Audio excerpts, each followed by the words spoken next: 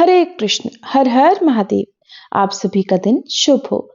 आज दिनांक है 8 फरवरी, दिन है रविवार और आज है फाल्गुन मास के कृष्ण पक्ष की सप्तमी तिथि, जो कि आज सुबह 2:55 से शुरू होगी और कल सुबह 5:01 पर समाप्त होगी। और आज ब्रह्म मुहूर्त सुबह 5:30 से 6:18 तक रहेगा। सूर्योदय होगा सुबह 7:07 पर, सूर्यास्त होगा शाम 6:14 पर। राहु काल आज शाम 4:30 से 6 बजे तक रहेगा और आज पूरा दिन गंड योग रहने वाला है। और आज सुबह 2:55 से ही भद्रा काल भी लगेगा और भद्रा काल की समाप्ति आज दोपहर 3:54 पर होगी। भद्रा का वास पाताल लोक में रहेगा, जो कि पृथ्वीलोक पर अशुभ नहीं होगी। इसलिए इस भद्रा के दौरान भी आप पूजा पाठ संबंधी या अन्य कार्य कर सकते हैं। अब सुनिए आज की कथाएं। और आज से आप हर कथाओं के बाद सबसे अंत में सीता नित नेम की कथाएं भी सुनेंगे। एक बार नैमिषारण्य तीर्थ में एकत्रित शौनक आदि ऋषियों में शौनक जी ने श्री सूत जी से कहा, समस्त धर्मज्ञों में श्रेष्ठ और संपूर्ण शास्त्रों की ज्ञाता है सूत जी महाराज। सभी धर्मों से रहित भयंकर कलयुग आने पर मनुष्य दुष्कर्म में प्रवृत्त होकर सभी धर्मों का त्याग कर देते हैं। उनकी आयु बहुत कम होती है। उनकी प्राण शक्ति, बल, पराक्रम, तपस्या और कर्मानुष्ठान सब कुछ क्षीण हो जाते हैं। वे सब अधर्म परायण और वेद शास्त्र से दूर हो जाते हैं। तीर्थ यात्रा, तपस्या, दान और भगवान विष्णु की भक्ति का उनमें अभाव सा हो जाता है। ऐसे शुद्र मनुष्यों का थोड़े ही प्रयास से किस प्रकार उद्धार हो सकता है, इस बारे में भी बताइए। तब श्री सूत जी बोले, महाभाग शौनक जी, तुम्हें साधुवाद है। तुम सदा दूसरों के हित में तत्पर रहते हो। भगवान विष्णु की भक्ति में आसक्त होने के कारण तुम्हारे मन का मल धुल गया है। संसार में साधु पुरुषों का संग बड़ा दुर्लभ है। वह देहाभिमानी अजितात्मा पुरुषों की संचित पाप राशि को हर लेता है और अधिक पुण्य के कारण उन्हें उत्तम गति भी प्रदान करता है। तीनों लोकों के मनुष्यों के लिए सत्संग सबसे दुर्लभ है। वह कर्मपाश से पीड़ित मनुष्यों की आंतरिक बंधन आदि को दूर करता है। बहुत कम बोलने वाले और एकमात्र भगवान का भजन करने वाले लोगों को उच्च पद प्रदान करता है और जन्म मृत्यु के चक्र से थके हुए मनुष्यों को चिर विश्राम की प्राप्ति कराने का कारण होता है। हे शौनक जी, यही प्रश्न पूर्व काल में परम सुंदर कैलाश पर्वत के शिखर पर श्रोता ऋषियों के सामने सत्पुरुषों का कल्याण करने के लिए स्वामी कार्तिकेय जी ने भगवान शंकर से पूछा था। तब श्री महादेव जी ने कहा था कि हे षडानन, परमार्थ के पथ पर चलने वाले पुरुषों को बैकुंठ धाम का निवास प्रदान करने वाले बहुत से तीर्थ और क्षेत्र हैं। कोई कामना के अनुसार फल देने वाले हैं तो कोई मोक्ष प्रदान करने वाले हैं। गंगा, गोदावरी, नर्मदा, ताप्ती, यमुना, क्षिप्रा, पुण्यमयी गौतमी, कौशिकी, चंद्रभागा, सरयू, शतद्रु, पयस्विनी, गंडकी, सिंधु और सरस्वती, ये सब पवित्र नदियां हैं और बार बार सेवन करने पर भोग और मोक्ष प्रदान करने वाली हैं। अयोध्या, द्वारका, काशी, मथुरा, अवंती, कुरुक्षेत्र, राम तीर्थ, कांची, पुष्कर क्षेत्र, पुरुषोत्तम क्षेत्र, वराह क्षेत्र और बद्री नामक महापुण्यमय क्षेत्र, जो सब मनोरथों का साधक है, ये सभी उत्तम तीर्थ माने गए हैं। मुक्ति की एक साधन अयोध्यापुरी का विधि पूर्वक दर्शन करके मनुष्य सभी पापों से मुक्त होकर भगवान विष्णु के धाम में जाते हैं। तरह तरह से भगवान विष्णु की सेवा पूर्वक पूजन, नृत्य और कीर्तन करने वाले पुरुष घर त्याग कर श्री हरि का चिंतन करने से घर के प्रति आसक्ति और मृत्यु के पराक्रम पर विजय पा लेते हैं। द्वारका में साक्षात भगवान श्री हरि विराजमान हैं। वे अपने निवास मंदिर को कभी नहीं छोड़ते। हे कार्तिकेय, गोमती में स्नान करके भगवान श्री कृष्ण के मुखारविंद का दर्शन करने से बिना ज्ञान के ही मनुष्य की मुक्ति हो जाती है। असी और वरुणा के बीच में 5 कोस तक वाराणसी क्षेत्र है। वहां मणिकर्णिका, ज्ञानवापी, विष्णुपादोदक और पंचनद कुंड अर्थात पंचगंगा में स्नान करके मनुष्य पुनः माता के स्तनों का दूध नहीं पीता है। यहाँ पर आपने ज्ञानवापी शब्द सुना। क्या आपने अभी हाल फिलहाल में ही इस शब्द को कहीं सुना है? अगर सुना है और तो किस बारे में सुना है, आप कमेंट बॉक्स में जरूर बताइएगा। ये सब जानकारी केवल आपको पुराणों में ही जानने को मिलेगी। जब तक हम अपने धर्म के प्रति, हमारे धार्मिक स्थलों के बारे में नहीं जानेंगे, तब तक हमें पता ही नहीं चलेगा। क्योंकि ऐसे बहुत सारे धार्मिक क्षेत्र हैं, बहुत सारे तीर्थ स्थल हैं जहाँ पर बाकी धर्मों के लोगों ने अपना अधिकार कर लिया है। ज्ञानवापी, जिसके बारे में हाल में बहुत चर्चाएं चली हैं और बहुत सारे फैसले आने बाकी हैं, जो कि हिंदू स्थल होने के बाद, हिंदू धार्मिक स्थल होने के बाद भी हम सनातनियों को ये दावा करना पड़ता है कि ये हमारा ही धार्मिक स्थल है। ऐसा क्यों है? सिर्फ इस कारण क्योंकि जानकारी नहीं है। बहुत से लोगों ने इस बारे में पढ़ा नहीं है। इसीलिए कहते हैं कि हमारे धर्म के बारे में सबसे पहले हमें ही जागरूक होना चाहिए। नहीं तो वही होगा जैसे बहुत सारे ऐसे तीर्थ स्थल हैं जो मुगल शासकों ने अपने समय में, जब उन्होंने हमारे देश पर कब्जा किया था, अधिकार किया था, उस समय उन्होंने सब कुछ नष्ट कर दिया था। अब जो कुछ बचा हुआ है वो नष्ट ना हो, इसके लिए हम सभी लोगों को जागरूक होना बहुत जरूरी है। तब जब महादेव जी कार्तिकेय जी से कहते हैं कि ये जो पंचगंगा में स्नान करके मनुष्य पुनः माता के स्तनों का दूध नहीं पीता है, किसी प्रसंग से भी काशी में विश्वनाथ जी का दर्शन करके मनुष्य को जन्म मृत्यु रहित मुक्ति प्राप्त हो जाती है। कार्तिकेय, तपस्या और उपवास में लगा हुआ मनुष्य मथुरापुरी में जन्म स्थान पर जाकर सभी पापों से मुक्त हो जाता है। विश्राम तीर्थ में विधि पूर्वक स्नान करके तिल सहित जल से तर्पण करे तो मनुष्य अपने पितरों का नरक से उद्धार करके खुद भी विष्णु लोक को जाता है। अवंतीपुरी में विशाख मास आने पर मनुष्य क्षिप्रा नदी के जल में विधि पूर्वक स्नान करके कोटि तीर्थ में गोता लगाए और श्रेष्ठ ब्राह्मणों को भोजन कराकर महाकालेश्वर शिव जी का दर्शन करे तो सभी पापों से मुक्त हो जाता है। कुरुक्षेत्र और राम तीर्थ में सूर्य ग्रहण के अवसर पर यथाशक्ति स्वर्ण दान करने से मनुष्य मोक्ष का भागी होता है। हरि क्षेत्र में पादोदक तीर्थ के जल में स्नान करके श्रीहरि का दर्शन करने से पुरुष सभी पापों से मुक्त होकर भगवान विष्णु के साथ आनंद भोगता है। विष्णु कांची में साक्षात भगवान विष्णु और शिव कांची में साक्षात भगवान शिव निवास करते हैं। दोनों में कोई भेद न होने के कारण दोनों की ही भक्ति से मुक्ति हाथ में आ जाती है।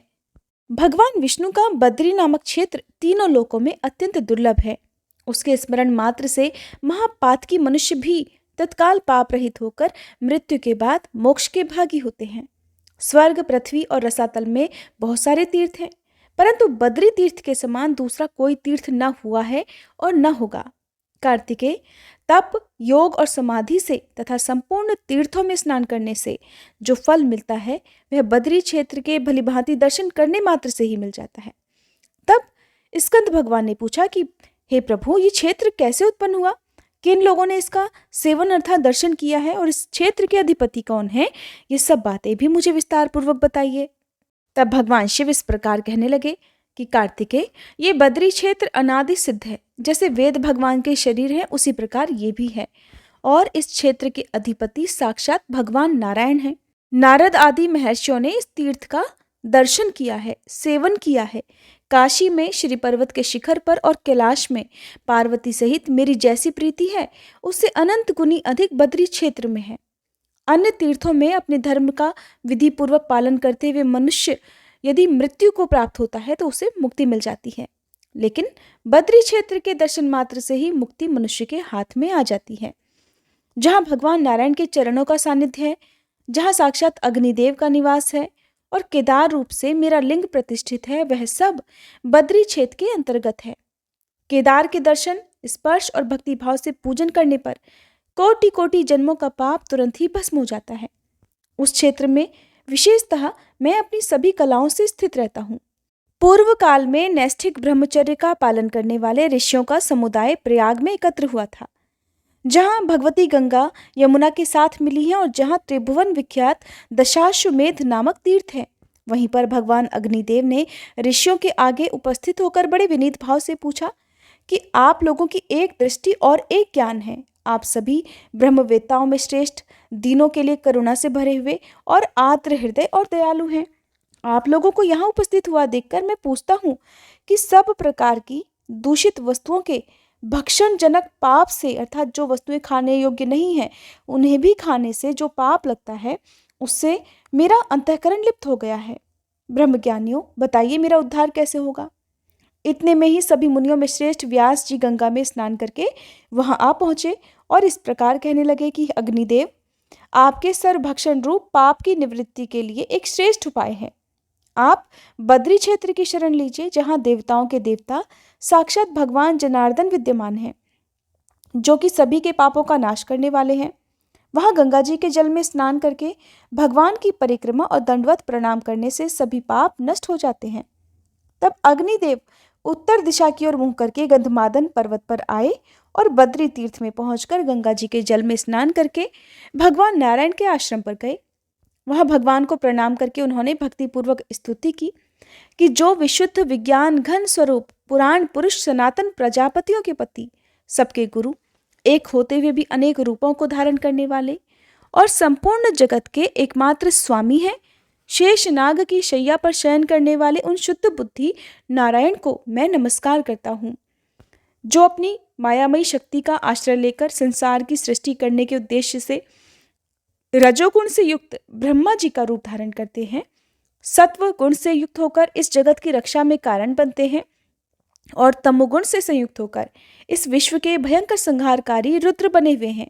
उन त्रिविध रूपधारी भगवान की मैं स्तुति करता हूँ। इस प्रकार स्तुति किए जाने पर सर्वंतर्यामी भगवान नारायण प्रसन्न होकर पवित्रता की इच्छा रखने वाले अग्निदेव से बड़ी मधुर वाणी में बोले, हे अनघ, तुम्हारा कल्याण हो, तुम कोई वर मांगो। मैं तुम्हें वर देने के लिए ही आया हूँ और तुम्हारी इस स्तुति और विनय से बहुत प्रसन्न हूँ। तब अग्निदेव बोले कि प्रभु, मैं जिस उद्देश्य से आया हूँ वो सब आपको पता है, फिर भी कहता हूँ, और इस रूप में आप जगदीश्वर की आज्ञा का पालन भी करता हूँ। प्रभु, मुझे तो सर्वभक्षी होना पड़ता है, किंतु मेरे इस दोष का निवारण कैसा हो, ये सोचकर मुझे अत्यंत भय हो रहा है। तब भगवान नारायण कहने लगे कि इस क्षेत्र का दर्शन करने मात्र से किसी भी प्राणी का कोई भी पाप शेष नहीं रह जाता। मेरी कृपा से तुम में कभी पाप का संपर्क ही नहीं होगा। तब से लेकर सभी दोषों से रहित भूतात्मा अग्निदेव यहाँ पर अपनी कला से विराजमान है। जो प्रातःकाल उठकर पवित्र भाव से इस प्रसंग को सुनता और सुनाता है, वह निश्चय ही अग्नि तीर्थ में स्नान करने का फल प्राप्त करता है। ये था फाल्गुन मास महात्म्य का आज का अध्याय। अब सुनिए भागवत जी की कथा। श्री सुखदेव जी कहते हैं, हे परीक्षित, भगवान के शक्ति संचार से दक्ष प्रजापति परम समर्थ हो गए थे। उन्होंने पंचजन की पुत्री असिकरी से हर्यश नामक 10,000 पुत्र उत्पन्न किए। राजन, दक्ष के ये सभी पुत्र एक से बढ़कर एक आचरण और स्वभाव के थे। जब उनके पिता दक्ष ने उन्हें संतान उत्पन्न करने की आज्ञा दी, तब वे तपस्या करने के विचार से पहले पश्चिम दिशा की ओर गए। पश्चिम दिशा में सिंधु नदी और समुद्र के संगम पर नारायण सर नाम का एक महान तीर्थ है। बड़े बड़े मुनि और सिद्ध पुरुष वहां निवास करते हैं। नारायण सर में स्नान करते ही हर्यश्वों के अंतःकरण शुद्ध हो गए, उनकी बुद्धि भागवत धर्म में लग गई। फिर भी अपने पिता दक्ष की आज्ञा से बंधे होने के कारण वे उग्र तपस्या ही करते रहे। जब देवर्षि नारद ने देखा कि भागवत धर्म में रुचि होने पर भी वे प्रजावृद्धि के लिए ही तत्पर हैं, तब उन्होंने उनके पास आकर कहा, अरे हर्यश्वो, तुम प्रजापति हो तो क्या हुआ, वास्तव में तो तुम लोग मूर्ख ही हो। बतलाओ तो, जब तुम लोगों ने पृथ्वी का अंत ही नहीं देखा, तब सृष्टि कैसे करोगे? बड़े खेद की बात है। देखो, एक ऐसा देश है जिसमें एक ही पुरुष है, एक ऐसा बिल है जिससे बाहर निकलने का रास्ता ही नहीं, एक ऐसी स्त्री है जो बहुरूपिणी है, एक ऐसा पुरुष है जो व्यभिचारिणी का पति है, एक ऐसी नदी है जो आगे पीछे दोनों ओर बहती है, एक ऐसा विचित्र घर है जो 25 पदार्थों से बना है, एक ऐसा हंस है जिसकी कहानी बड़ी विचित्र है, एक ऐसा चक्र है जो छुरे और वज्र से बना हुआ है और अपने आप घूमता रहता है। मूर्ख हर्यश्वो, जब तक तुम लोग अपने सर्वज्ञ पिता के उचित आदेश को समझ नहीं लोगे और इन उपर्युक्त वस्तुओं को देख नहीं लोगे, तब तक उनके आज्ञानुसार सृष्टि कैसे कर सकोगे? श्री सुखदेव जी कहते हैं, हे परीक्षित, हर्यश्व जन्म से ही बड़े बुद्धिमान थे। वे देवर्षि नारद की ये पहली पहेली, ये गूढ़ वचन सुनकर अपनी बुद्धि से स्वयं ही विचार करने लगे कि देवर्षि नारद का कहना तो सच है। ये लिंग शरीर ही, जिसे साधारण जीव कहते हैं, पृथ्वी है और यही आत्मा का अनादि बंधन है। इसका अंत देखे बिना मोक्ष के अनुपयोगी कर्मों में लगे रहने से क्या लाभ है? सचमुच ईश्वर एक ही है। वह जागृत आदि तीनों अवस्थाओं और उनके अभिमानियों से भिन्न उनका साक्षी तुरीय है। वही सबका आश्रय है, परंतु उसका आश्रय कोई नहीं है। वही भगवान है। उस प्रकृति आदि से अतीत नित्य मुक्त परमात्मा को देखे बिना भगवान के प्रति असमर्पित कर्मों से जीव को क्या लाभ है? जैसे मनुष्य बिलरूप पाताल में प्रवेश करके वहां से नहीं लौट पाता, वैसे ही जीव जिसको प्राप्त होकर फिर संसार में नहीं लौटता है, जो स्वयं अंतः ज्योतिर्स्वरूप है, उस परमात्मा को जाने बिना विनाशवान स्वर्ग आदि फल देने वाले कर्मों को करने से क्या लाभ है? परीक्षित, हर्यश्वों ने एक मत से यही निश्चय किया और नारद जी की परिक्रमा करके वे उस मोक्ष पथ के पथिक बन गए जिस पर चलकर फिर लौटना नहीं पड़ता। इसके बाद देवर्षि नारद स्वर ब्रह्म में संगीत लहरी में अव्यक्त हुए भगवान श्री कृष्ण चंद्र के चरण कमलों में अपने चित्त को अखंड रूप से स्थिर करके लोक लोकांतरों में विचरने लगे। परीक्षित, जब दक्ष प्रजापति को मालूम हुआ कि मेरे शीलवान पुत्र नारद के उपदेश से कर्तव्यच्युत हो गए हैं, तब वे शोक से व्याकुल हो गए। उन्हें बड़ा पश्चाताप हुआ। सचमुच अच्छी संतान का होना भी शोक का ही कारण है। ब्रह्मा जी ने दक्ष प्रजापति को बड़ी सांत्वना दी। तब उन्होंने पंचजन नंदिनी असिक्री के गर्भ से 1000 पुत्र और उत्पन्न किए। उनका नाम था शबलाश्व। वे भी अपने पिता दक्ष प्रजापति की आज्ञा पाकर प्रजा सृष्टि के उद्देश्य से तप करने के लिए उसी नारायण सरोवर पर गए, जहां जाकर उनके बड़े भाइयों ने सिद्धि प्राप्त की थी। शबलाश्वों ने वहां जाकर उस सरोवर में स्नान किया। स्नान मात्र से ही उनके अंतःकरण के सारे मल धुल गए। अब वे परब्रह्म स्वरूप प्रणव का जप करते हुए महान तपस्या में लीन हो गए। कुछ महीनों तक केवल जल और कुछ महीनों तक केवल हवा पीकर ही उन्होंने हम नमस्कार पूर्वक ओंकार स्वरूप भगवान नारायण का ध्यान करते हैं, जो विशुद्ध चित्त में निवास करते हैं, सबके अंतर्यामी है और सर्वव्यापक तथा परमहंस स्वरूप है। इस मंत्र का अभ्यास करते हुए मंत्राधिपति भगवान की आराधना की। हे परीक्षित, इस प्रकार दक्ष के पुत्र शबलाश्व प्रजा सृष्टि के लिए तपस्या में लीन थे। उनके पास भी देवर्षि नारद आए और उन्होंने पहले के समान ही कूट वचन कहे। उन्होंने कहा, हे दक्ष प्रजापति के पुत्रों, मैं तुम लोगों को जो संदेश देता हूं उसे सुनो। नारायण नारायण, तुम लोग तो अपने बड़े भाइयों से बड़ा प्रेम करते हो, इसलिए उनके ही मार्ग का अनुसंधान करो। जो धर्म के भाई अपने बड़े भाइयों के श्रेष्ठ मार्ग का अनुसरण करता है, वही सच्चा भाई होता है। वह पुण्यवान पुरुष परलोक में मरुदगणों के साथ आनंद भोगता है। परीक्षित, शबलाश्वों को इस प्रकार उपदेश देकर देवर्षि नारद नारायण नारायण कहकर वहां से चले गए। और फिर उन लोगों ने भी अपने भाइयों के मार्ग का ही अनुगमन किया, क्योंकि नारद जी का दर्शन कभी व्यर्थ नहीं जाता। वे उस पथ के पथिक बने जो अंतर्मुखी वृत्ति से प्राप्त होने योग्य अत्यंत सुंदर और भगवत प्राप्ति के अनुकूल हैं। वे बीती हुई रात्रि के समान न तो उस मार्ग से अब तक लौटे हैं और न ही कभी आगे लौटेंगे। दक्ष प्रजापति ने देखा कि आजकल बहुत से अपशगुन हो रहे हैं। उनके चित्त में पुत्रों के अनिष्ट की आशंका हो आई। इतने में ही उन्हें मालूम हुआ कि पहले की तरह अब की बार भी नारद जी ने मेरे पुत्रों को चौपट कर दिया। उन्हें अपने पुत्रों की कर्तव्यच्युति से बड़ा शोक हुआ और वे नारद जी पर बड़े क्रोधित हुए। उनके मिलने पर क्रोध के मारे दक्ष प्रजापति के होठ फड़कने लगे और वे आवेश में भरकर नारद जी से बोले, ओ दुष्ट, तुमने झूठ मूठ साधुओं का बाना पहन रखा है।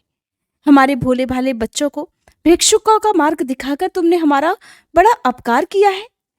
अभी उन्होंने ब्रह्मचर्य से ऋषि ऋण, यज्ञ से देव ऋण और पुत्रोत्पत्ति से पितृ ऋण भी नहीं उतारा था। उन्हें अभी कर्मफल की नश्वरता के संबंध में भी कुछ विचार नहीं था, परंतु हे पापात्मन, तुमने उनके दोनों लोगों का सुख चौपट कर दिया। सचमुच तुम्हारे हृदय में दया का नाम भी नहीं है। तुम इसी प्रकार बच्चों की बुद्धि बिगाड़ते फिरते हो। तुमने भगवान के पार्षदों में रहकर उनकी कीर्ति में कलंक ही तो लगाया है। सचमुच तुम बड़े निर्लज्ज हो। मैं जानता हूं कि भगवान के पार्षद सदा सर्वदा दुखी प्राणियों पर दया करने के लिए व्यग्र रहते हैं, परंतु तुम प्रेम भाव का विनाश करने वाले हो। तुम उन लोगों से भी वैर करते हो जो किसी से वैर नहीं करते। अगर तुम ऐसा समझते हो कि वैरागी से ही स्नेहपाश विषय शक्ति का बंधन कट सकता है, तो तुम्हारा ये विचार ठीक नहीं है देवर्षि, क्योंकि तुम्हारे जैसे झूठ मूठ वैरागी का स्वांग भरने वालों से किसी को वैरागी नहीं हो सकता। नारद, मनुष्य विषयों का अनुभव किए बिना उनकी कटुता कभी नहीं जान सकता। इसलिए उनकी दुख रूपता का अनुभव होने पर स्वयं जैसा वैराग्य होता है वैसा दूसरों के बहकाने से नहीं होता। हम लोग सद्गृहस्थ हैं, अपनी धर्म मर्यादा का पालन करते हैं। एक बार पहले भी तुमने हमारा असह्य अपकार किया था, तब हमने उसे सह लिया। तुम तो हमारी वंश परंपरा का उच्छेद करने पर ही उतारू हो रहे हो। तुमने फिर हमारे साथ वही दुष्टता का व्यवहार किया।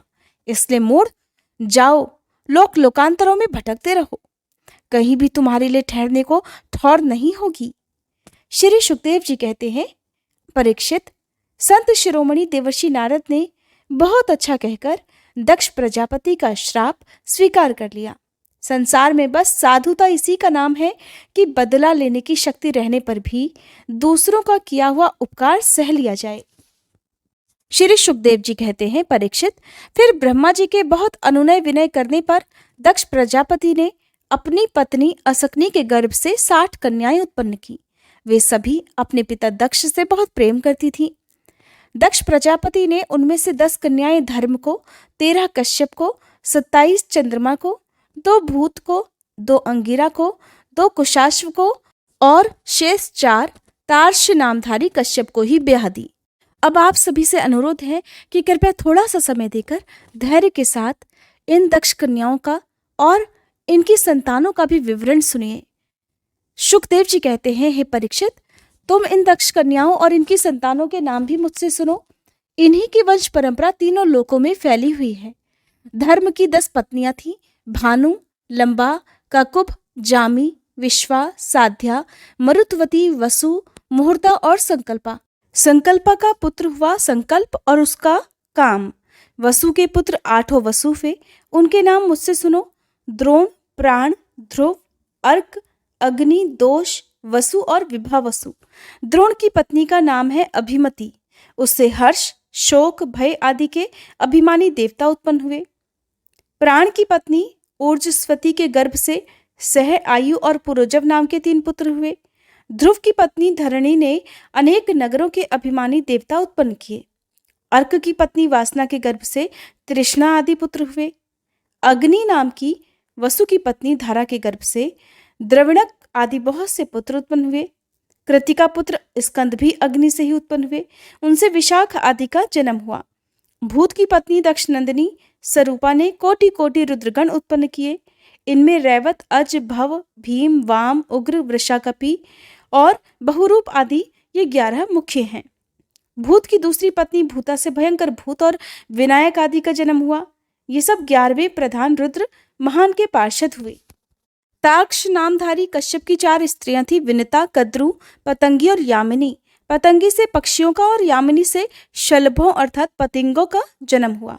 विनिता के पुत्र गरुड़ हुए, यही भगवान विष्णु के वाहन हैं। विनिता के ही दूसरे पुत्र अरुण हैं, जो भगवान सूर्य के सारथी हैं। कद्रु से अनेकों नाग उत्पन्न हुए। हे परीक्षित, कृतिका आदि 27 नक्षत्राभिमानिनी देवियां चंद्रमा की पत्नियां हैं। रोहिणी से विशेष प्रेम करने के कारण चंद्रमा को दक्ष ने श्राप दे दिया, जिससे उन्हें क्षय रोग हो गया था। उन्हें कोई संतान नहीं हुई। उन्होंने दक्ष को फिर से प्रसन्न करके कृष्ण पक्ष की क्षीण कलाओं के शुक्ल पक्ष में पूर्ण होने का वरदान तो प्राप्त कर लिया, परंतु नक्षत्राभिमानी देवियों से उन्हें कोई संतान नहीं हुई। अब तुम कश्यप पत्नियों के मंगलमय नाम सुनो। वे लोक माताएं हैं, उन्हीं से ये सारी सृष्टि उत्पन्न हुई है।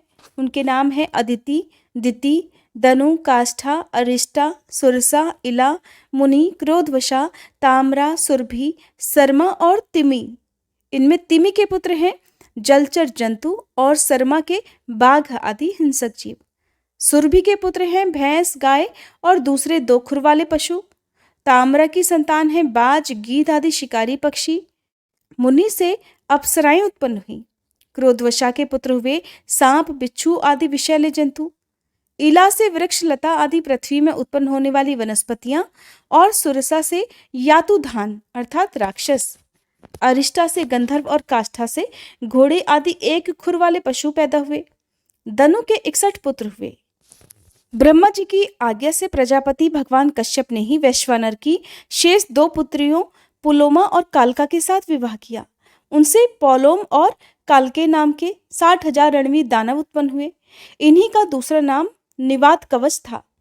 ये यज्ञ कर्म में विघ्न डालते थे, इसलिए परीक्षित, तुम्हारे दादा अर्जुन ने अकेले ही उन्हें इंद्र को प्रसन्न करने के लिए मार डाला। ये उन दिनों की बात है जब अर्जुन स्वर्ग में गए हुए थे। विप्रचिति की पत्नी सिंहिका के गर्भ से 101 पुत्र उत्पन्न हुए। उनमें सबसे बड़ा था राहु, जिसकी गणना ग्रहों में हो गई। शेष 100 पुत्रों का नाम केतु था। परीक्षित, अब क्रमशः अदिति की वंश परंपरा सुनो। इस वंश में सर्वव्यापक देवाधिदेव नारायण ने अपने अंश से वामन रूप में अवतार लिया था। अदिति के पुत्र थे विवस्वान, अर्यमा, पूषा, त्वष्टा, सविता, भग, धाता, विधाता, वरुण, मित्र, इंद्र और त्रिविक्रम अर्थात वामन। यही 12 आदित्य कहलाए। विवस्वान की पत्नी महाभाग्यवती संज्ञा के गर्भ से श्राद्ध देव अर्थात वैवस्वत मनु और यमी का जोड़ा पैदा हुआ। संज्ञा ने ही घोड़ी का रूप धारण करके भगवान सूर्य के द्वारा भूलोक में दोनों अश्विनी कुमारों को जन्म दिया। विवस्वान की दूसरी पत्नी थी छाया। उसके शनिश्चर और सावर्णी मनु नाम के 2 पुत्र और तपती नाम की एक कन्या उत्पन्न हुई। तप्ती ने संवरण को पति रूप में वरण कर लिया। अर्यमा की पत्नी मातृका थी। उनके गर्भ से चैरषणी नामक पुत्र हुए। वे कर्तव्य अकर्तव्य के ज्ञान से युक्त थे, इसलिए ब्रह्मा जी ने उन्हीं के आधार पर मनुष्य जाति की अर्थात ब्राह्मण आदि वर्णों की कल्पना की। पूषा के कोई संतान नहीं हुई। प्राचीन काल में जब शिवजी दक्ष पर क्रोधित हुए थे, तब पूषा दांत दिखाकर हंसने लगे थे, इसलिए वीरभद्र ने उनके दांत तोड़ दिए थे। तब से पूषा पिसा हुआ अन्न ही खाते हैं। दैत्यों की छोटी बहन कुमारी रचना त्वष्टा की पत्नी थी। रचना के गर्भ से 2 पुत्र हुए, सन्निवेश और पराक्रमी विश्वरूप। इस प्रकार विश्वरूप यद्यपि शत्रुओं के भांजे थे, फिर भी जब देवगुरु बृहस्पति जी ने इंद्र से अपमानित होकर देवताओं का परित्याग कर दिया था, तब देवताओं ने विश्वरूप को ही अपना पुरोहित बनाया था। राजा परीक्षित ने पूछा, भगवान, देवाचार्य बृहस्पति जी ने अपने प्रिय शिष्य देवताओं को किस कारण त्याग दिया था? देवताओं ने अपने गुरुदेव का ऐसा कौन सा अपराध कर दिया था? आप कृपा करके मुझे बताइए। श्री सुखदेव जी ने कहा, राजन, इंद्र को त्रिलोकी का ऐश्वर्य पाकर घमंड हो गया था। इस घमंड के कारण वे धर्म मर्यादा का, सदाचार का उल्लंघन करने लगे थे। एक दिन की बात है, वे भरी सभा में अपनी पत्नी शची के साथ ऊंचे सिंहासन पर बैठे हुए थे। 49 मरुदगण, 8 वसु, 11 रुद्र, आदित्य, ऋभुगण, विश्वेदेव, साध्यगण और दोनों अश्विनी कुमार उनकी सेवा में उपस्थित थे। सब और ललित स्वर से देवराज इंद्र की कीर्ति का गान हो रहा था। ऊपर की ओर चंद्रमंडल के समान श्वेत छत्र शोभायमान थे। चंवर, पंखे आदि महाराजोचित सामग्रियां यथा स्थान सुसज्जित थीं। इस दिव्य समाज में देवराज बड़े ही सुशोभित हो रहे थे।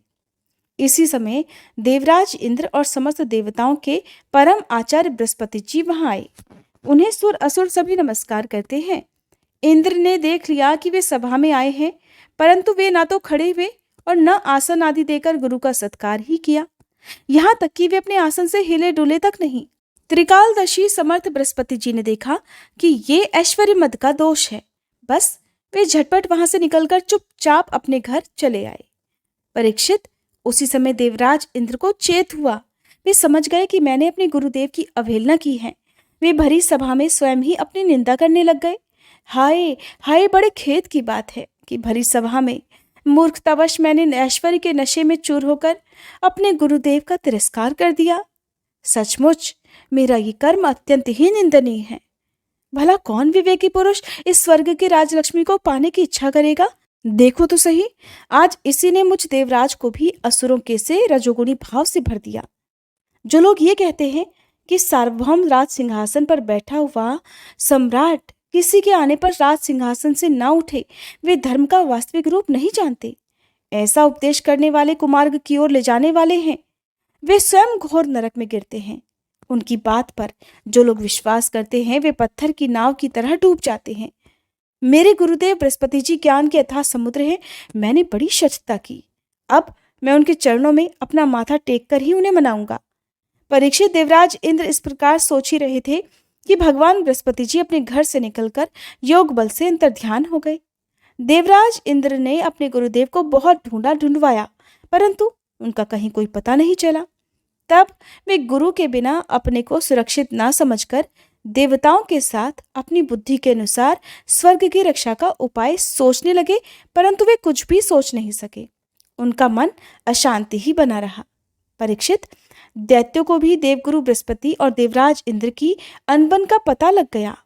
तब उन मदोन्मत्त और आतताई असुरों ने अपने गुरु शुक्राचार्य के आदेशानुसार देवताओं पर विजय पाने के लिए धावा बोल दिया।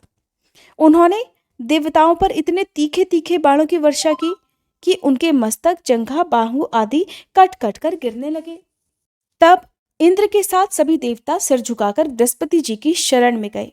स्वयंभू और समर्थ ब्रह्मा जी ने देखा कि देवताओं की तो सचमुच बड़ी दुर्दशा हो रही है, अतः उनका हृदय अत्यंत करुणा से भर गया। वे देवताओं को धीरज बंधाते हुए कहने लगे, देवताओं, ये बड़े दुख की बात है। सचमुच तुम लोगों ने बहुत बुरा काम किया। हरे हरे, तुम लोगों ने ऐश्वर्य के मद से अंधे होकर ब्रह्मज्ञानी, वेदज्ञ और संयमी ब्राह्मण का सत्कार नहीं किया। देवताओं, तुम्हारी उसी अनीति का ये फल है कि आज समृद्धशाली होने पर भी तुम्हें अपने निर्बल शत्रुओं के सामने नीचा देखना पड़ा। देवराज, देखो, तुम्हारे शत्रु भी पहले अपने गुरुदेव शुक्राचार्य का तिरस्कार करने के कारण अत्यंत निर्बल हो गए थे, परंतु अब भक्ति भाव से उनकी आराधना करके वे फिर धन जन से संपन्न हो गए हैं। देवताओं, मुझे तो ऐसा मालूम पड़ रहा है कि शुक्राचार्य को अपना आराध्य देव मानने वाले ये दैत्य लोग कुछ दिनों में मेरा ब्रह्मलोक भी छीन लेंगे। भृगुवंशियों ने इन्हें अर्थशास्त्र की पूरी शिक्षा दे रखी है। ये जो कुछ करना चाहते हैं उसका भेद तुम लोगों को नहीं मिल पाता। उनकी सलाह बहुत गुप्त होती है। ऐसी स्थिति में वे स्वर्ग को तो समझते ही क्या है। वे चाहे जिस लोक को जीत सकते हैं। सच है, जो श्रेष्ठ मनुष्य ब्राह्मण, गोविंद और गौओं को अपना सर्वस्व मानते हैं और जिन पर उनकी कृपा रहती है, उनका कभी अमंगल नहीं होता। इसलिए अब तुम लोग शीघ्र ही त्वष्टा के पुत्र विश्वरूप के पास जाओ और उन्हीं की सेवा करो। वे सच्चे ब्राह्मण, तपस्वी और संयमी हैं। अगर तुम लोग उनके असुरों के प्रति प्रेम को क्षमा कर सकोगे और उनका सम्मान करोगे तो वे तुम्हारा काम अवश्य बना देंगे। इस प्रकार श्री सुखदेव जी कहते हैं कि परीक्षित, जब ब्रह्मा जी ने देवताओं से इस प्रकार कहा तब उनकी चिंता दूर हो गई। वे त्वष्टा के पुत्र विश्वरूप ऋषि के पास गए और उन्हें हृदय से लगाकर ऐसा कहने लगे कि बेटा विश्वरूप, तुम्हारा कल्याण हो। हम तुम्हारे आश्रम पर अतिथि के रूप में आए हैं। हम एक प्रकार से तुम्हारे पितर हैं, इसलिए हम लोगों की समयोचित अभिलाषा तुम पूरी करो। जिन्हें संतान हो गई है उन सत्पुत्रों का भी सबसे बड़ा धर्म यही है कि वे अपने पिता और अन्य गुरुजनों की सेवा करें। फिर जो ब्रह्मचारी है उनके लिए तो कहना ही क्या है। वत्स, आचार्य वेद की, पिता ब्रह्मा की, भाई इंद्र की और माता साक्षात पृथ्वी की मूर्ति होती है। बहन दया की, अतिथि धर्म की, अभ्यागत अग्नि की और जगत के सभी प्राणी अपनी आत्मा की ही मूर्ति आत्मस्वरूप होते हैं। पुत्र, हम तुम्हारे पितर हैं। इस समय शत्रुओं ने हमें जीत लिया है। हम बड़े दुखी हो रहे हैं। तुम अपने तपोबल से हमारा ये दुख, दारिद्र्य, पराजय टाल दो। पुत्र, तुम्हें हम लोगों की आज्ञा का पालन करना चाहिए। तुम ब्रह्मनिष्ठ ब्राह्मण हो, इसलिए जन्म से ही हमारे गुरु हो। हम तुम्हें आचार्य के रूप में वर्ण करके तुम्हारी शक्ति से अनायास ही शत्रुओं पर विजय पा लेंगे। पुत्र, आवश्यकता पड़ने पर अपने से छोटों का पैर छूना भी निंदनीय नहीं है। वेद ज्ञान को छोड़कर केवल अवस्था बड़प्पन का कारण भी नहीं है। श्री सुखदेव जी कहते हैं, परीक्षित, जब देवताओं ने इस प्रकार विश्वरूप से पुरोहिती करने की प्रार्थना की तब परम तपस्वी विश्वरूप ने प्रसन्न होकर उनसे अत्यंत प्रिय और मधुर शब्दों में कहा, पुरोहिती का काम ब्रह्म तेज को छीर्ण करने वाला है, इसलिए धर्मशील महात्माओं ने उसकी निंदा की है, किंतु आप मेरे स्वामी हैं और लोकेश्वर होकर भी मुझसे उनके लिए प्रार्थना कर रहे हैं। ऐसी स्थिति में मेरे जैसा व्यक्ति भला आप लोगों को कोरा जवाब कैसे दे सकता है। मैं तो आप लोगों का सेवक हूँ। आपकी आज्ञाओं का पालन करना ही मेरा परम धर्म है। देवगण, हम अकिंचन हैं। खेती कट जाने पर अथवा अनाज की हाट उठ जाने पर उसमें से गिरे हुए कुछ दाने चुनकर लाते हैं और उसी से अपने देवकार्य तथा पितृकार्य संपन्न कर लेते हैं। लोकपालो, इस प्रकार जब मेरी जीविका चल ही रही है, तब मैं पुरोहिती की निंदनीय वृत्ति क्यों करूं? उससे तो केवल वे ही लोग प्रसन्न होते हैं जिनकी बुद्धि बिगड़ गई है। जो काम आप लोग मुझसे कराना चाहते हैं वह निंदनीय है, फिर भी मैं आपके काम से मुंह नहीं मोड़ सकता, क्योंकि आप लोगों की मांग ही कितनी है। इसलिए आप लोगों का मनोरथ मैं तन मन धन से अवश्य ही पूरा करूंगा। श्री सुखदेव जी कहते हैं, परीक्षित, विश्वरूप बड़े तपस्वी थे। देवताओं से ऐसी प्रतिज्ञा करके उनके वरण करने पर वे बड़ी लगन के साथ उनकी पुरोहिती करने लगे। यद्यपि शुक्राचार्य ने अपने नीति बल से असुरों की संपत्ति सुरक्षित कर दी थी, फिर भी समर्थ विश्वरूप ने वैष्णवी विद्या के प्रभाव से उनसे वह संपत्ति छीनकर देवराज इंद्र को दिला दी। राजन, जिस विद्या से सुरक्षित होकर इंद्र ने असुरों की सेना पर विजय प्राप्त की थी, उसका उदार बुद्धि विश्वरूप ने ही उन्हें उपदेश किया था। प्रिय श्रोताओ, आज की भागवत कथा में बस इतना ही। अब सुनिए सीता नित्यनेम की कहानी। इस कहानी को सीता माता कहती थी और प्रभु श्री राम सुना करते थे। एक दिन श्री राम भगवान को किसी काम के लिए बाहर जाना पड़ा, तो सीता माता कहने लगी कि भगवान, मेरा तो 12 वर्ष का नित्यनेम है, अब आप बाहर जाएंगे तो मैं अपनी कहानी किसे सुनाऊंगी। तब श्री राम ने कहा कि सीते, आप कुएं की पाल पर जाकर बैठ जाना और वहां पर जो भी औरतें पानी भरने आएंगी उन्हें अपनी कहानी सुना दिया करना। सीता माता कुएं की पाल पर जाकर बैठ गई।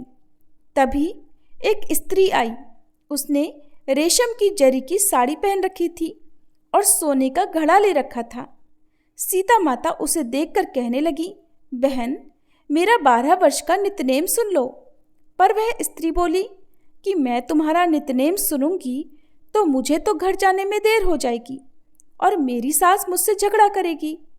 इसलिए उसने कहानी नहीं सुनी और अपने घर चली गई। लेकिन उसके घर जाते ही उसकी रेशम जरी की साड़ी फट गई। सोने का घड़ा मिट्टी के घड़े में बदल गया। सासू ने देखा तो पूछा, अरे बहू, ये किसका दोष अपने सिर लेकर आ गई है? बहू बोली, माँ जी, कुएं पर एक औरत बैठी थी। उसने अपनी कहानी सुनने के लिए कहा, लेकिन मैंने नहीं सुनी। शायद उसी का ये फल मुझे मिला है। बहू की बात सुनकर अगले दिन वही साड़ी और वही घड़ा लेकर सास कुएं की पाल पर गई। सास को वहीं पर सीता माता बैठी मिली तो माता सीता ने कहा, बहन, मेरी कहानी सुन लीजिए। सासू बोली, एक बार छोड़, मैं तो 4 बार कहानी सुन लूंगी। तब सीता माता बोली, राम आए लक्ष्मण आए, देश के पुजारी आए, नित नेम का नेम लाए, आओ राम बैठो राम, तपी रसोई जीमो राम, माखन मिश्री खाओ राम, दूध पताशा पियो राम, सूत के पलका मोठो राम, शाल दुशाला पोठो राम, शाल दुशाला ओढ़ो राम।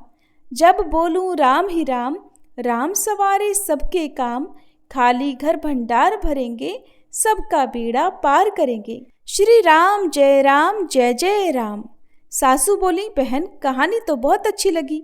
फिर कहानी सुनकर सासू घर चली गई और उसकी साड़ी फिर से रेशम जरी की बन गई। मिट्टी का घड़ा भी फिर वापस से सोने के घड़े में बदल गया। बहू ने देखा तो कहने लगी, सासू माँ, आपने ये सब कैसे किया? सासू बोली, बहू, तू दोष लगाकर आई थी और मैं अब दोष उतार कर आ रही हूँ। बहू ने पूछा कि माँ जी, वह कुएं वाली स्त्री कौन है? सासू ने बताया कि वह तो सीता माता थी। वो पुराने से नया कर देती हैं, खाली घर में भंडार भर देती हैं। वह लक्ष्मी जी का वास घर में कर देती हैं और मनुष्य की जो भी इच्छा हो उसे पूर्ण कर देती हैं। बहू बोली, माँ जी, फिर तो ऐसी कहानी मुझे भी सुना दो।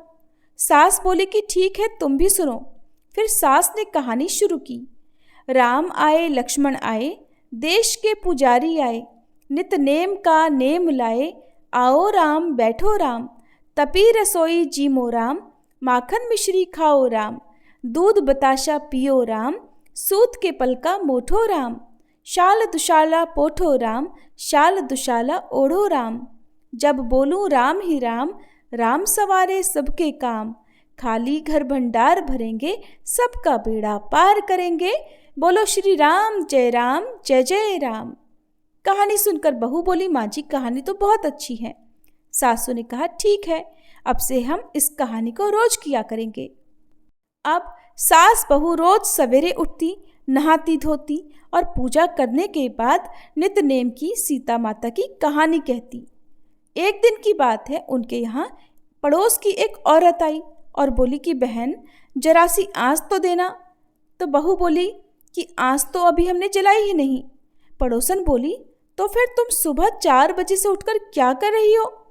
तो उन्होंने कहा कि हम तो सुबह सुबह उठकर पूजा करते हैं, फिर सीता माता की नित्य नेम की कहानी कहते हैं। पड़ोसन ने उनकी बात सुनकर फिर कहा कि सीता माता की कहानी कहने से तुम्हें क्या मिला? तब वे दोनों बोली कि सीता माता की कहानी कहने से घर में भंडार भर जाते हैं, सारे काम पूर्ण हो जाते हैं, मन की इच्छा भी पूरी होती है।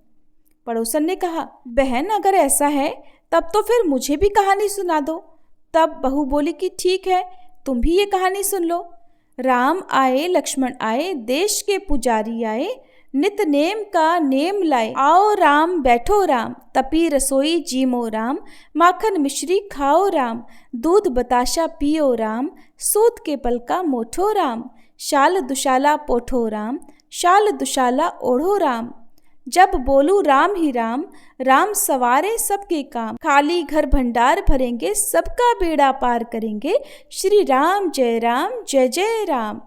पड़ोसन ने इस कहानी को सुना तो कहने लगी, बहन कहानी तो बहुत अच्छी लगी। अब वह पड़ोसन भी नित्य नेम सीता माता की कहानी कहने लगी। कहानी कहने से सीता माता ने पड़ोसन के भी धन के भंडार भर दिए। देखते ही देखते अब तो पूरे मोहल्ले में नित्य नेम की कथा चल पड़ी और हर किसी की मनोकामना पूर्ण होने लगी। हे सीता माता, जैसे आपने उन सभी के भंडार भरे, वैसे ही हमारे भी भरना। कहानी कहने वाले, सुनने वाले और हुंकार भरने वाले सबके भरना। सभी प्रेम से बोलिए, सीता मैया की जय। बंशी शोभित कर मधुर, नील जलद तन श्याम, अरुण अधर जनु बिंबा फल, नयन कमल अभिराम, पूर्ण इंद्र अरविंद मुख, पीतांबर शुभ साज, जय मन मोहन मदन छवि, कृष्ण चंद्र महाराज। जय यदुनंदन जय जगवंदन, जय वसुदेव देवकी नंदन, जय यशोदासुत नंद दुलारे, जय प्रभु भक्तन के धृगतारे, जय नट नागर नाग नथैया, कृष्ण कन्हैया धेनु चरैया, पुनि नख पर प्रभु गिरिवर धारो, आओ दीनन कष्ट निवारो, वंशी मधुर अधर धरि तेरी, होवे पूर्ण मनोरथ मेरो,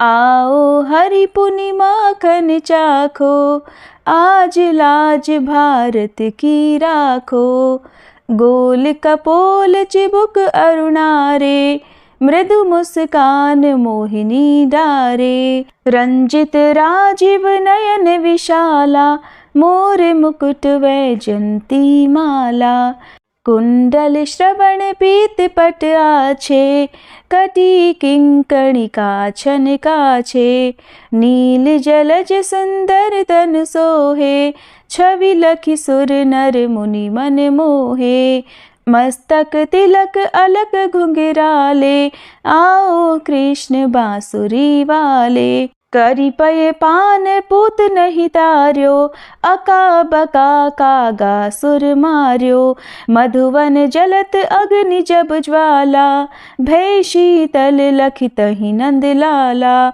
सुरपति जब ब्रज चढ़ियो रिसाई, मसूर धार वारी वर्षाई, लगत लगत ब्रज चहन बहायो, गोवर्धन नखधारी बचायो। लखी यशोदा मन भ्रम अधिकाई, मुख मह 14 भुवन दिखाई।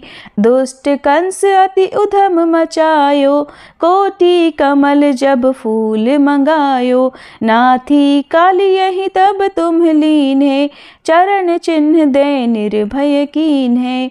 करी गोपिन संग रास विलासा, सबकी पूरन करी अभिलाषा। केतिक मह असुर संग हार्यो, कंस ही केस पकड़ दे मार्यो। मात पिता की बंदी छुड़ाई, उगर सेन कह राज दिलाई। मही से मृतक 6 सुत लायो, मातु देव की शोक मिटायो। भौमासुर मुर दैत्य संहारो, लाए 18 सहस कुमारो। दे भी नहीं तृण चीर संहारा, जरा सिंधु राक्षस कह मारा।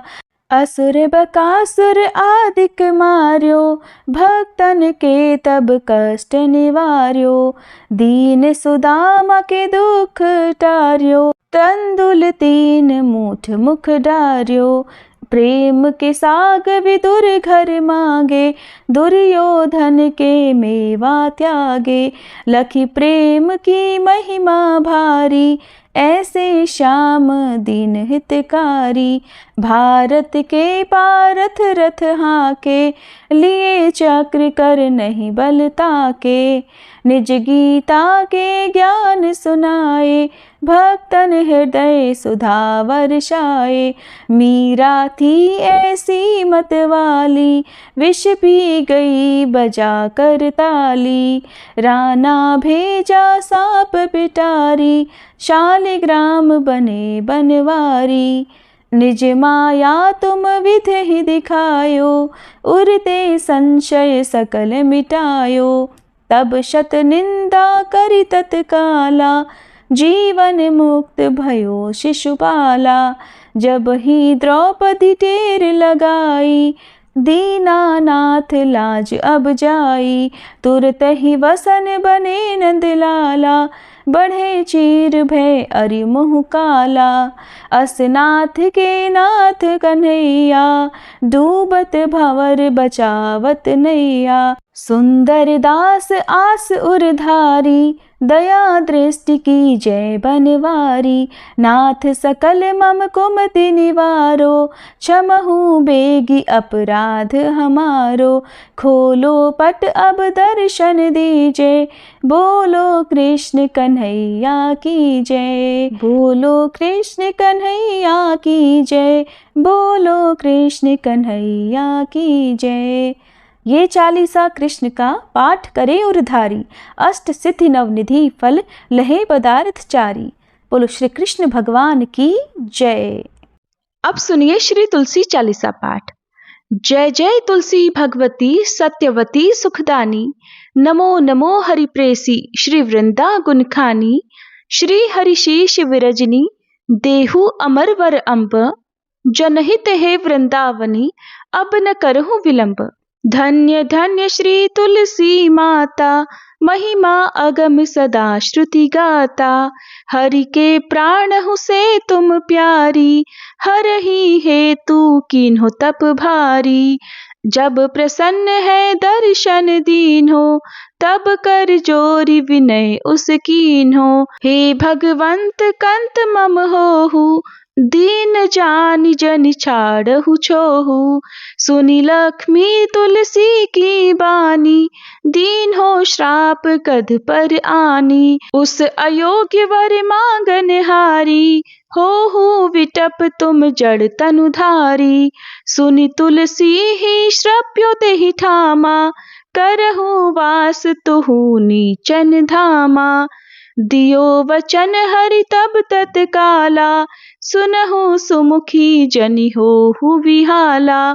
समय पाई व्यवहारो पाति तोरा, पूजहि आस वचन सत मोरा। तब गोकुल मह गोप सुदामा, तासु भई तुलसी तू बामा। कृष्ण रास लीला के माही, राधे शक्य प्रेम लखी नाही। दियो श्राप तुलसी तत्काला, नर लोक ही तुम जन्महु बाला। यो गोप वह दानव राजा, शंख चूर्ण नामक शिर ताजा। तुलसी भई तासु की नारी, परम सती गुण रूप अगारी। अस द्वै कल्प बीत जब गयऊ, कल्प तृतीय जन्म तब भयऊ। वृंदा नाम भयो तुलसी को, असुर जलंधर नाम पति को। कर अति द्वंद अतुल बल धामा, कीन्हा शंकर से संग्रामा। जब निज सैन्य सहित शिव हारे, मरहि न तब हर हर ही पुकारे। पतिव्रता वृंदा थी नारी, को न सके पति संहारी। तब जलंधर ही वेश बनाई, वृंदा ढिग हरि पहुँच्यो जाई।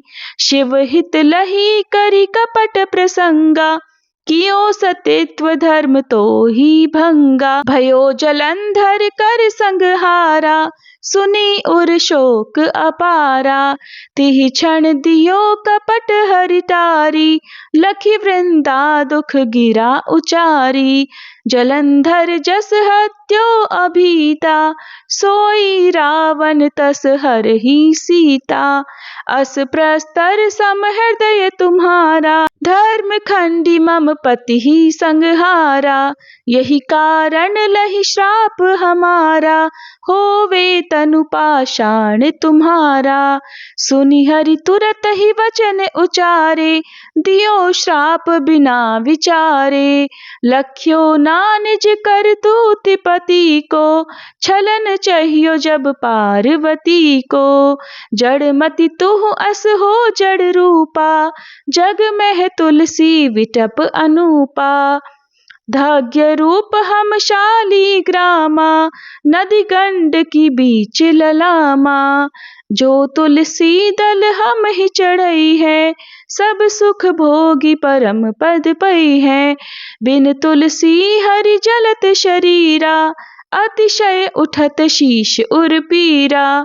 जो तुलसी दल हरि शीर धारत, सो सहस्त्र घट अमृत डारत। तुलसी हरि मन रंजनिहारी, रोग दोष दुख भंजनिहारी। प्रेम सहित हरि भजन निरंतर, तुलसी राधा में नाही अंतर। व्यंजन हो 56 प्रकारा, बिन तुलसी दल ना हरि ही प्यारा। सकल तीरथ तुलसी तरु छाही, लहत मुक्ति जन संशय नाही। कवि सुंदर एक हरि गुण गावत, तुलसी निकट सहस गुण पावत। बसत निकट दुर्वासा धामा, जो प्रयास ते पूर्व ललामा। पाठ करहि जो नित नर नारी, होहि सुख भाषहि त्रिपुरारी। तुलसी चालीसा पढ़ही, तुलसी तरु ग्रह धारी। दीप दान करि पुत्र फल, पावही बंध्यो नारी। सकल दुख दरिद्र हरि, हार है परम प्रसन्न। आशे धन जन लड़ही, ग्रह बसही पूर्णा अत्र। लाही अभिमत फल जगत, मह लाही पूर्ण सब काम। जेई दल अर्पही तुलसी, तह सहस बसही हरि राम। तुलसी महिमा नाम लख, तुलसी सुत सुख राम। मानस 40 रच्यो, जग में तुलसीदास। तुलसी महारानी की जय। श्री हरि विष्णु भगवान की जय। तुलसी महारानी नमो नमो, हरि की पटरानी नमो नमो।